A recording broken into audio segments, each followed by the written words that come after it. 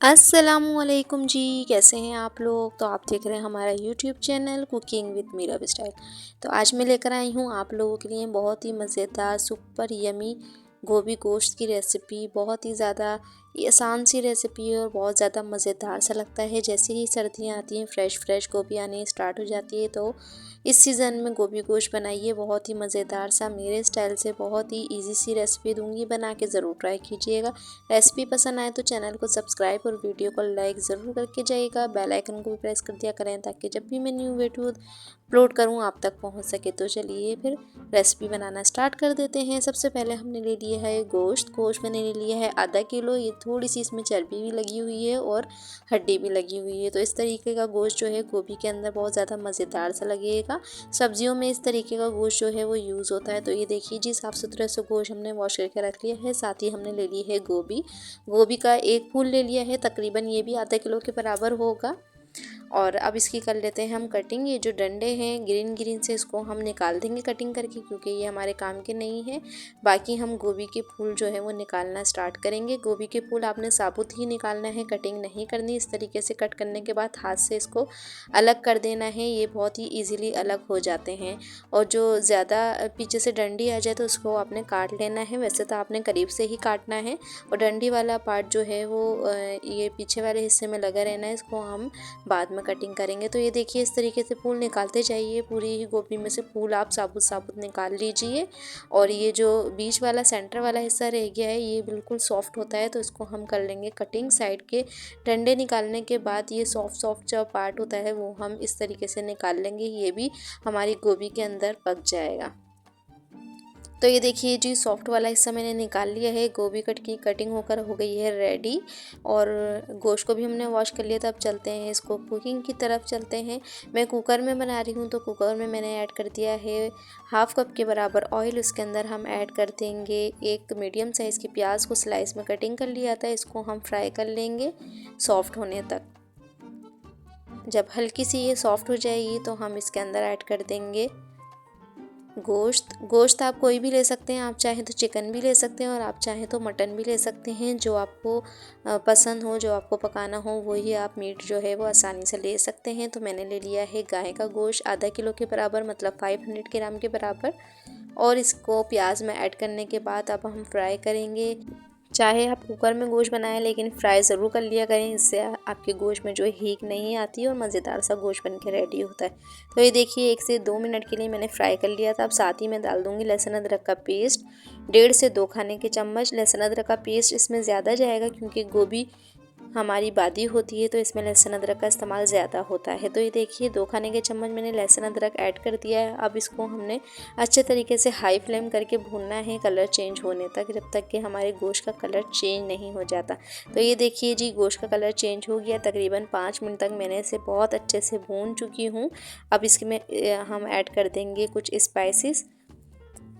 तो जिसके लिए हमने रेड चिली पाउडर ले लिया है 1 खाने का चम्मच। आप 1.5 खाने का चम्मच भी डाल सकते हैं अपने टेस्ट के हिसाब से। 1 से 1.5 खाने का चम्मच आप ले लीजिएगा धनिया पाउडर। साथ ही हम डाल देंगे नमक 1 टीस्पून, ये आप अपने टेस्ट के हिसाब से ऐड कर सकते हैं। ज़ीरा पाउडर ऐड कर देंगे 1 टीस्पून। और इसके साथ ही डाल देंगे हाफ़ टी स्पून हल्दी पाउडर। बस चंद मसालों के साथ ये बहुत ही ज़्यादा लजीज गोभी गोश्त बन के रेडी होगा। सारे इंग्रेडिएंट्स घर से ही मिल जाएंगे। घर के ही मसालों से हमारा मज़ेदार सा गोभी गोश्त बन के रेडी हो जाएगा। तो ये देखिए मसाले डालने के बाद हम इसे अच्छे से 5 मिनट के लिए दोबारा से भून लेंगे ताकि मसालों का कच्चापन निकल जाए। आप इस स्टेज पे हल्का सा पानी डाल के इसे फ्राई कर सकते हैं, क्योंकि मसाले हमारे जलने लग जाएंगे। जस्ट 2 से 3 खाने के चम्मच आप पानी ऐड कर दीजिएगा। इसको अच्छे से भुनाई कर लीजिएगा तकरीबन 4 से 5 मिनट के लिए। आप चाहें तो इसे पतीली में भी बना सकते हैं, बस पतीली में थोड़ा सा टाइम ज़्यादा लगेगा गोश्त गलने का। बाकी रेसिपी जो है वो सेम फॉलो कीजिएगा। तो ये देखिए जी, 3 से 4 मिनट हो गए हैं और अच्छा सा कलर जो इस पे आ गया है, रोगन जो है तरी ऊपर आ गई है। इसका मतलब कि हमारा मसाला अच्छे से भुन चुका है। अब हम 2 कप के बराबर पानी ऐड करके इसका कवर लगाने के बाद गोश्त गलने के लिए रख देंगे तकरीबन 20 मिनट के लिए। 20 मिनट में ये अच्छे से गोश्त बन के रेडी हो जाएगा। आप पतीली में बनाएंगे तो तकरीबन आधे से पौन घंटा रख दीजिएगा, तो ये गोश्त आपका रेडी हो जाएगा। तो देखिए जी, कवर में लगा दूँगी। विसल लगा के हम सीटी आने के बाद तकरीबन 15 से 20 मिनट पकाएंगे और ये गोश्त हमारा अच्छे से रेडी हो जाएगा। 15 मिनट गुजर चुके थे, टोटल 20 मिनट मैंने इसे कुक किया था और बहुत ज़्यादा अच्छे सा देखिए कलर आ चुका है, पानी ड्राई हो चुका है, हल्का सा पानी रह गया है और गोश्त हमारा बहुत अच्छे से गल के अब हम इसमें ऐड कर देंगे 2 मीडियम साइज़ के टमाटर, 4 से 5 हम ऐड कर देंगे हरी मिर्ची। इसकी डंडियाँ जो है निकाल दीजिएगा, अच्छे से वॉश करके ऐड कीजिएगा। अब इसकी हम कर लेंगे भुनाई बहुत अच्छे से। जितनी अच्छी भुनाई होती है उतना अच्छा गोश्त का जो है सालन बन के रेडी होता है। तो ये देखिए जी, हल्की सी भुनाई करने के बाद हम 2 से 3 टेबल स्पून के बराबर दही डाल देंगे। दही डालने से ग्रेवी में कलर जो है वो बहुत ही खूबसूरत सा आता है, बहुत ज़्यादा डार्क कलर नहीं होता। तो ये देखिए जी, अब आपने इतना भूनना है कि टमाटर हमारे अच्छे से मैश हो जाएं और इस पर तरी आने लग जाए। ये देखिए जी, टमाटर अच्छे से मिक्स हो चुके हैं, बिल्कुल से गल गए हैं और तरी आने लग गई है और हमारी ग्रेवी जो है अच्छी सी स्मूथ सी रेडी हो गई है। अब हम इसके अंदर ऐड कर देंगे गोभी, जो कि हमने कटिंग करके रखी है। गोभी डालने के बाद भी 1 से 2 मिनट तक आपने भुनाई करनी है।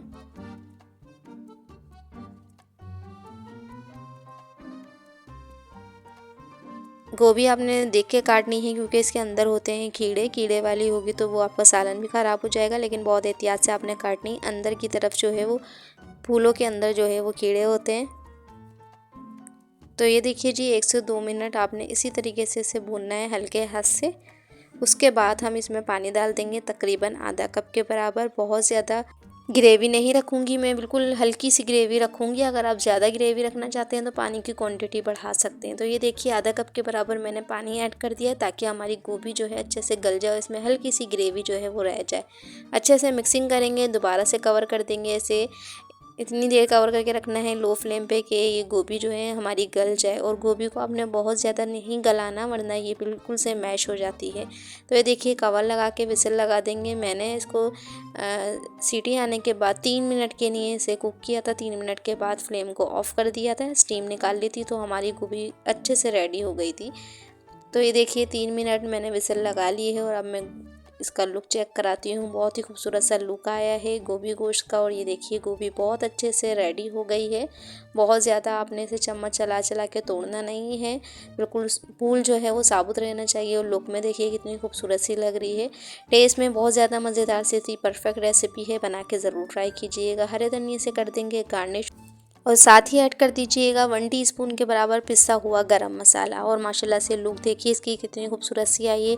टेस्ट में ये बहुत ज़्यादा मज़ेदार सा था, चटपटा सा हमारा गोभी गोश्त बन के रेडी हुआ था। विंटर स्पेशल के लिए आप इसे सर्व कर सकते हैं नान, चपाती या बॉइल्ड राइस के साथ। बहुत ज़्यादा मज़ेदार सा लगेगा, बच्चे बड़े सभी बड़े शौक से खाएँगे। एक मरतबा ये रेसिपी ज़रूर ट्राई कीजिएगा।